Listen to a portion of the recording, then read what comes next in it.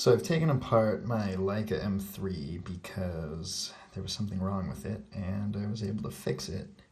So while I have it apart, I figured I'd show exactly how this whole winding mechanism works. So as you can see, there's a big gear here that's directly coupled to the winding lever. If we turn this around, you'll see that big gear winds this intermediate gear. This intermediate gear winds the drive shaft gear, which actually winds the film.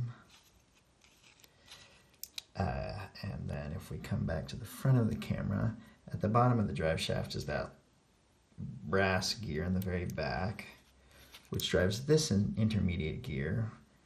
And there's actually two gears on here, and this lower gear drives the actual curtain winding.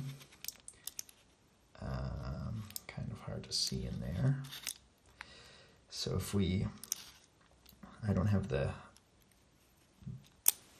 lever on that actually uses the double stroke, so I've got to use my thumb. And we're in bulb setting, so I'll trip the shutter. Again,